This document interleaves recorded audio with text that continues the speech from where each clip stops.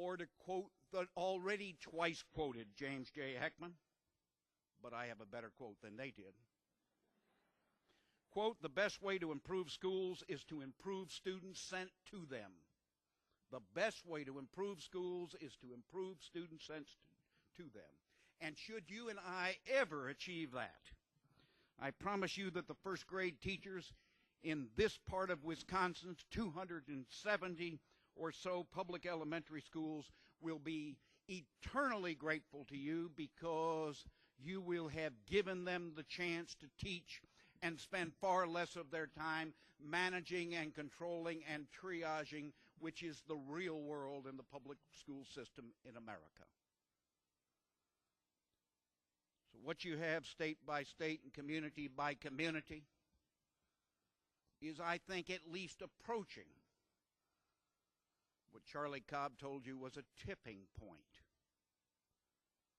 People genuinely all across this country are trying to build an early childhood movement and seeking to embrace every child.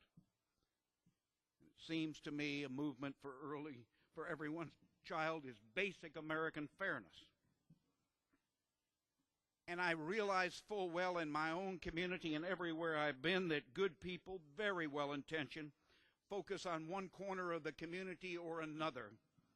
And then the rest of the community says, oh, it's about those children. And I am here to argue today that building a movement and real progress is not a program, but it is understanding that we need to think about all children. The poor, of course, need more help, and they ought to get it. But the way to help them the most is to make sure we are fair to everyone. The American dream, in my estimation, embraces all children because all children need all the basics. This isn't socialism. This isn't a radical thought. This is not the forerunner to a nanny state. This is not one-size-fits-all thinking. It is simply plain old-fashioned decency and fairness, the same kind of old-fashioned decency and fairness that led to the public school system in America in the first place. And so I want to give you briefly two examples of building a movement from where I live. You heard from the Secretary that we passed universal pre-kindergarten in Florida. I do not live in a state desperately well known for educational achievement.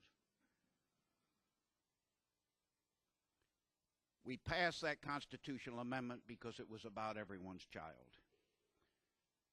And this year, 125,000 4-year-olds are sitting in free to every single family pre-K seats. The state is spending an additional $350 million. And I promise you it remains a work in progress. I promise you that much more needs to be done. But frankly, I love living in a state where it's embedded in the Constitution what children are entitled to have. And I understand that entitlement is a dirty word in America now. It ain't, as we say in the South, a dirty word in my book. Children are entitled to certain basics in a country of civility and decency and fairness and compassion and wise investment.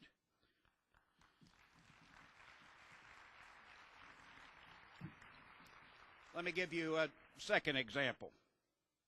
A second example of the thinking about everyone sort of approach.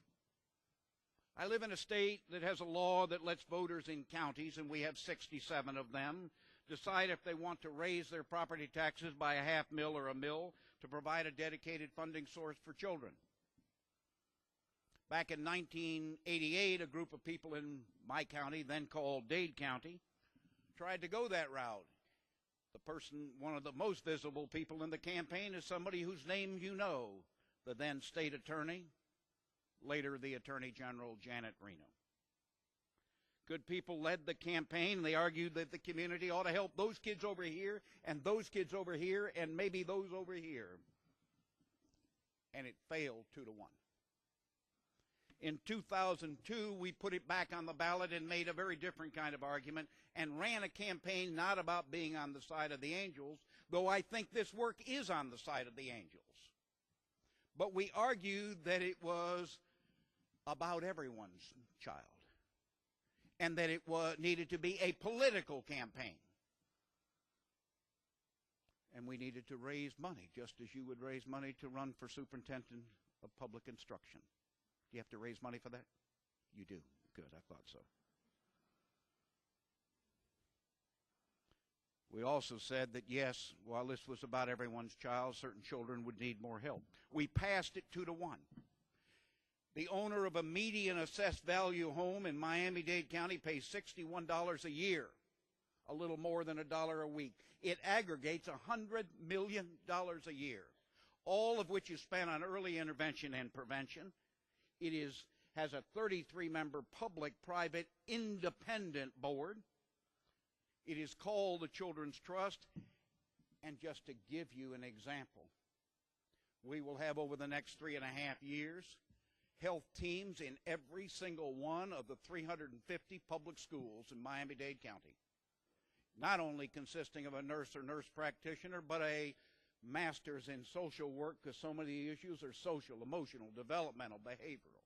We pay for 41,000 children for higher quality after school and summer camp. And you must know that about 3 o'clock in the afternoon is when you most ought to worry about crime in America, because children have to have something to do, or they'll figure out something else to do. We just authorized the spending of millions on offering home visiting to every single first-time mom in Miami-Dade County. And we are about to authorize this coming month millions in incentives for higher quality child care. And in fact, the greatest test for you and for me is in the community. The county where I live happens to be exactly double the population of these 18 counties of northeast Wisconsin. I live in a community larger than 16 states. I live in a community on the very cutting edge of America. 60% Hispanic, about half of that Cuban, 21% African American or black, not interchangeable, I promise you, in Miami-Dade County. And 19% non-Hispanic white, people like me. But only 15% of the 32,000 babies born each year. The very cutting edge of this country. So what would be, if you aggregated the 18 counties, what would you have here? You'd have 92% non-Hispanic white, 3% Hispanic, 2% Asian, 2% Native American, 1% African American. I live in a community where more than half of us were born in another country, the largest percentage of any urban area in the United States of America, compared, so you know, to 3% in northeast Wisconsin. Yet for all our challenges of bigness and poverty and language and culture, the people of Miami have found a way to rally around children, all children. It's not because we have elected a children's czar. That person would not live for 3 days, I promise you.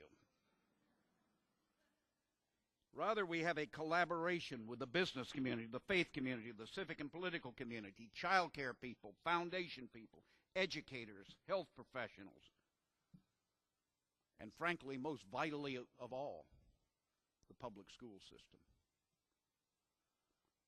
I mention the business community first because I think you in business here have a special role to play in all of this. It is, as you heard Dennis talking about, it's a matter of business investment. And Charlie Cobb said the same thing. And business people who frequently complain about the quality of graduates, while many of them simply do not realize the answer is not to be found in fixing the 4th grade or the 7th grade or the 11th grade. That the wisest investment is that upfront investment.